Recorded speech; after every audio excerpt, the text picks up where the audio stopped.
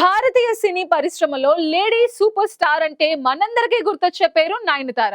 2 దశాబ్దాలుగా వెండితెరపై తన మార్క్ చూపిస్తున్న ఈ మలయాళ భామ ప్రస్తుతం కెరియర్ పీక్స్ లో ఉంది. రీసెంట్ గా సంక్రాంతి బరిలో మెగాస్టార్ చిరంజీవితో నటించిన మనశంకర వరప్రసాద్ గారు సినిమాతో భారీ విజయాన్ని అందుకుంది.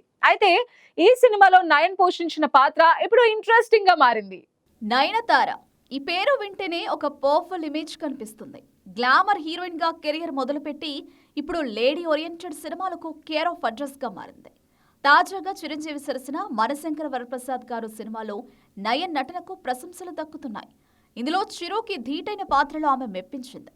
అయితే ఈ సినిమా చూసిన సగటు ప్రేక్షకుడికి ఒక విషయం మాత్రం స్పష్టంగా అర్థమైంది. అదేంటంటే నయన్ ఇందులో పోషించిన క్యారెక్టర్ ఆమెకు కొత్తేమీ కాదు.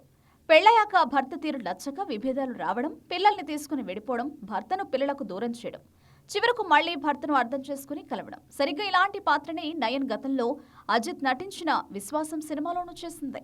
అంతకుముందు వెంకటేష్ నటించిన తులసిలో కూడా దాదాపు ఇలాంటి ఛాయలున్న పాత్రలోనే కనిపించింది. ఒకే రకమైన కథాంశం ఉన్న పాత్రలను పదే పదే చేస్తుండడంతో సోషల్ మీడియాలో నెటిజన్లు రకరకాల కామెంట్స్ చేస్తున్నారు. ఒక దర్శకుడు నయనతార దగ్గరికి వెళ్లి, మేడం, ఈ సినిమాలో మీరు భర్త నుంచి విడిపోయి పిల్లల్ని ఆయనకు చూపించకుండా ఉండే క్యారెక్టర్ చేయాలి అని చెప్పగానే వెంటనే నయన్ ఎగిరి గంతేసి ఈ సినిమా మనం చేస్తున్నామని చెబుతుందని అంటున్నారు.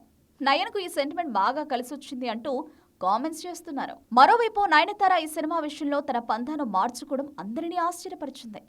సాధారణంగా సినిమాల ప్రమోషన్లకు దూరంగా ఉండే నయన్ మనశంకర వరప్రసాద్ గారు చిత్రం కోసం ప్రత్యేకంగా ప్రమోషనల్ వీడియోలు చేసింది. మెగాస్టార్తో ఉన్న అనుబంధం వల్లనో లేదా సినిమాపై ఉన్న నమ్మకం వల్లనో కానీ నయన్ ఎన్నడూ లేని విధంగా ప్రచారంలో పాల్గొనడం విశేషం.